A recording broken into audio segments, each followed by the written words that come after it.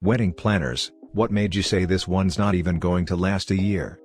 Minister friend did a wedding once where in the vows the woman wouldn't say for richer or poorer.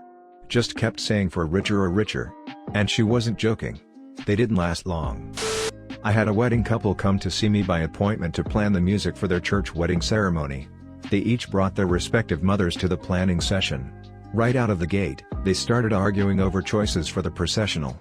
The groom-to-be wanted something to show off the full organ, whereas the bride-to-be wanted something smaller scaled and gentle. There was no middle ground, no matter what organ pieces I showed them. Then, of course, their mothers took sides and further intensified their bickering, even though I asked them politely to let the couple choose their own selections. In the end, it really wasn't about the choice of music. It was about a fundamental crack in the foundation of their soon-to-be marriage, and unwillingness to compromise or to even hear what the other was attempting to convey. Sadly, their marriage ended in divorce in less than 2 years. How they made it that long I'll never know. Not a planner, but a photographer. Bride and groom both lovely people, but the groom's mother. At the reception she got so drunk that she leaned over in her chair and just puked on the floor. She spent the next 2 hours wailing and crying because she, told everybody, thought her son deserved better. As I was packing equipment back into my car, I spotted Mill in the bushes, dress around her head, legs in the air, and a group of people trying to get her out. I later found out that she shit herself at a later point in the evening, and the bride spent time cleaning her up. Didn't think the marriage would survive with a toxic Mill like that around. Then I saw on social media that the bride and groom moved overseas, far away from their families. Oh man. The poor bride was 6 months pregnant at the time of the wedding, puking regularly. The groom was 3 hours late to the ceremony. By hour 2, he hadn't even picked up his tux.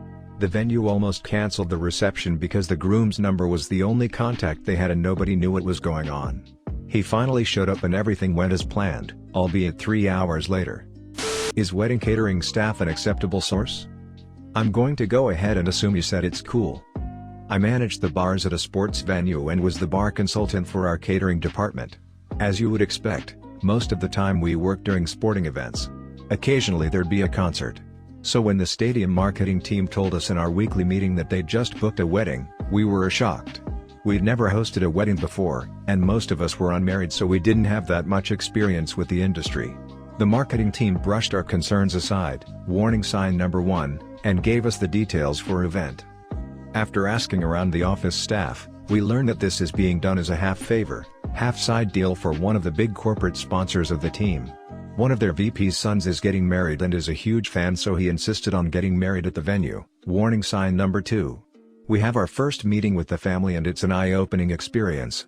Husband-to-be is clearly disinterested in the planning, wifey is less than excited about his chosen venue, and Mill, husband's mom, is a USDA first-class bitch. Mill starts the meeting off by giving us her list of demands for the wedding. She has picked almost everything out, from the food to the decor to the place settings. The only thing the bride had input on was the flowers. Myself and the rest of the catering staff are looking over her list and quickly realize that this is going to be pricey. We ask Mill what the budget is for the entire event and she says $10,000. We ask how many people are going to be attending, she tells us there will be 200 guests. This is the exact moment when we realize there is clearly a disconnect between Mill and reality. The catering director hesitantly tries to tell Mill that the things she wants and her budget aren't exactly congruous. We get a haughty, "Well, other vendors have said they could make it work." This should have been huge warning sign with neon lights number 3. What follows is months of crappy threats, complaints, and criticism from Mill about everything from our prices, exorbitant, to our policies, ridiculous, to our staff, inexperienced and inept. Our first step was to give her exactly what she wanted, along with what that would cost. The first proposal included everything she wanted, at a price of about $30,000. Cue the first round of angry emails and phone calls. During this phase she threatened to cancel the event twice, fine with us, we didn't want or need this event, and went back to the marketing department to complain about how unreasonable we were being. During the second phase, she had begun climbing down off her previous demands to wheedling and trying to bypass us to bring costs down. First, she didn't want us to provide any liquor or beer, she'd bring it in, through the corporate sponsors, a beer company. I tell her flat out, no, that's not going to happen. The liquor license is in our name, we are the only providers of alcohol on this property. She can either use us or have no booze at the wedding. She then proceeds to ratchet up her complaining all the way to her husband, who talks to his buddies in the front office about the alcohol problem. Now we've got VPs and C-level executives getting involved in the nitty-gritty of planning a wedding. Fortunately, we're able to hold our ground on this. Third phase of planning gets sad. Mill is still angry about having to downgrade all her plans and sends us a new list of what she wants for the wedding. She has gone 180 the other way and requested the cheapest of everything. Plastic folding tables and chairs, no linen except at the head table, paper plates and napkins for all guests, the cheapest buffet option, basically beans and hot dogs, and so on. We're in the middle of preparing this new proposal. It would have come in at around $8,000, when the bride comes in to meet with us. She is visibly upset and we get the distinct impression that she has had little to no part in planning her own wedding. It turns out her family doesn't have much money, but her fiancé's family is well off. Her soon-to-be Phil offered to foot most of the cost of the wedding, but Mill has insisted she be the financial advisor so that the money is used judiciously. The bride was able to pick out her own dress, but that was one of only 3 things she'd been allowed to have a say in so far. We all feel bad for her, especially since we've been dealing with the disaster that is her soon-to-be Mill for months now. The bride makes a few requests and we change the budget to reflect these. The new proposal comes in around $14,000. We don't hear from Mill, bride, or anyone for 3 weeks. We reach out to marketing to ask them if they've heard anything since the actual wedding is 1 month away, and if we're going to do this, we need to start ordering product and arranging things now. They haven't heard anything either. We sit another week. Finally we get a fax from Mill with the contract signed. The next 3 weeks suck as Mill is back in full force, trying to get us to make changes to the contract as we refuse repeatedly. Finally we get to the day of the wedding and technically speaking, it goes off without a hitch. However, it is a shitstorm to watch this family party. Mill gets sloppy drunk and alternates between criticizing everything we're doing and trying to seduce one of the groomsmen. The groom gets absolutely blasted and passes out midway through the evening. His groomsmen think it would be hilarious to carry him, unconscious, through the stadium on their shoulders. The bride spends most of the day sitting at the head table, surrounded by her bridesmaids. The happiest I saw her all day was when she had her father-daughter dance. This wedding was a topic of conversation amongst the staff for years afterward. Occasionally we'd hear updates on the family from the front office. The bride got pregnant soon after, her husband got a job with daddy's company but made the mistake of getting plastered at a company event and making an idiot of himself, so he's in flux there. Event manager with a caterer. Pregnant maid of honor told the bride's sister that she's been effing the groom and the baby is his. She was dead sober, which is what made it so odd that it came out like that. Needless to say, we got to go home early that night. I'm not a wedding planner, though I was a wedding guest. The bride had a father who was mortgaging his home to pay for the wedding. She had been given everything as a child and became accustomed to life on a silver platter. She worked for Christian Dior in makeup sales and therefore insisted everything must be designer. She had a destination wedding that lasted a month at a villa in Italy. More than 50 people flew out and she had designer dresses and accessory for every single planned event for an entire month. There were non-stop events planned. She was the star of everything. Her husband was an afterthought and only beckoned for pictures when her personal photographer reminded her that they should take some together. The extravagance of the wedding put my estimate at 2 years tops. They made it about 2 years, pregnancy likely playing a big part in the longevity of the 2-year marriage. The father of the bride ended up living in the spare room of her condo with her and her new husband because the fathers of the bride had a wife that was not the bride's mother and the cost of the wedding was so outrageous that they divorced over it.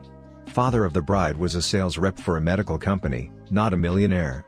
Bride gives no F's because everything is about her and what she wants regardless of who it harms or affects. Rule of thumb, the more extravagant the wedding, the more likely they are compensating for a hollow relationship. I worked the most amazing wedding ever. The marriage didn't last 6 hours. I was bartending for the reception. Everything seemed pretty typical and standard as guests arrived, drank, and conversed. The wedding party arrived and everything seemed to be completely normal. Everyone was happy, having fun, etc. When it came time for the formalities, the bar closed and everyone took their seats. The speeches began, with the maid of honor, and best man. Everything was going as per usual for a wedding, until the best man finished his speech and the food began to be served. The groom grabbed the mic after the best man's toast and wished everyone a great night and a nice meal. That's when shit hit the fan. After his well wishes, he asked for the attention of his best man and bride. He told them that he knew they were having intercourse behind his back for the entirety of the engagement, and that he would be filing for an annulment on Monday. He thanked everyone for coming, and apologized to the father of the bride, saying, "I would have called it off weeks ago, but I figured you would be way more pissed at your little princess when you couldn't get out of the bill for the reception." He turned to his wife and said, "Fuck why," then turned to his best friend and said, "From what I overheard, my wang is still bigger than yours." Mic dropped, groom out the door, absolute chaos. Me and my fellow bartender looked on in amazement. We had to go into the kitchen to laugh and high five. Edit. Thanks for all the comments. Many of you asked about what happened after. Here you go. Fallout. Bride ran directly to the bathroom, both furious and inconsolable, with bridesmaids running after. Mother, aunts, and about 20 other women tried breaking into the bathroom, which she apparently locked herself in. She refused to come out until everyone left the facility. She left through a back door with her mother and a few of the bridesmaids after an hour and a half. The best man was surrounded by the groomsmen in what seemed to be a circular questioning of WTF. He made a run for the door, only to be followed by his parents, who had the most saddening look of disgust on their faces. He made it out the door. The groomsmen and the majority of the crowd wanted him gone for obvious reasons. He got in a cab with his family. Apparently his mother was crying from the moment he was outed until they left the facility. He was gone with his family in a matter of minutes. A lot of people were focused on the bride, and the majority of people were still in disbelief. Outside of the embarrassment and the obvious anger from his immediate family, he got off easily. Though I have no idea what the residual effects were the days following, I imagine he lost quite a few friends, and the respect of his family. The bride's father went from complete disbelief, anger, rage, tears, all in a matter of minutes. Nobody would say a word to him. Friends tried to approach and he pushed everyone away. He kept his composure better than most would from what I saw and heard. Just kind of faded to the back and tried to apologize as people gathered their things and left. Weeks later I found out that my boss did give him a big break on the bill. My boss said he felt so terrible, and as much as he hated to lose money, he felt it was the right thing to do. The crowd was like a group of zombies walking out the door. Quiet whispers and shuffling feet with looks of horror on their faces. I remember one guy started laughing, and his so hit him with a purse. That place was cleared out in about 15 minutes. Bride still waited another hour before she thought she could leave and spare further embarrassment. My Sil. She announced in front of everyone how her wedding was blessed by God and mine wasn't, because she was married in the Catholic Church and I had a civil ceremony. 7 years later and I'm the only one still married. Another not a wedding planner, but story. The night before our wedding, my husband and I were staying at the hotel we would be getting married at the next day. Another couple had gotten married there that night and our room happened to be right next to theirs. The couple had decided to continue the party in their room, blasting music, screaming at their friends from the balcony, and generally making so much noise at such a late time that we called the front desk. The next night, our own wedding was done. We were hanging out in our room, gorging on leftover cupcakes, and getting ready to go to bed. The couple next to us, it turns out, had decided to stay an extra night. But this time they were screaming at each other. We couldn't figure out what exactly was going on, but we clearly heard the woman yell, "I can't talk to you when you have your pouty face." 3 years later we still use that on each other and it instantly diffuses any argument.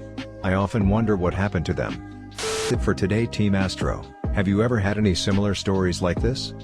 If you have, please let us know down in the comments section. Thanks for watching. Please subscribe for more videos. Please consider liking and sharing this video and support us. Daily fun facts before you leave. At any given time, there are 1,800 thunderstorms in progress over the Earth's atmosphere. So make sure to stay from thunderstorms or else you might turn into static shock. Alright, see ya.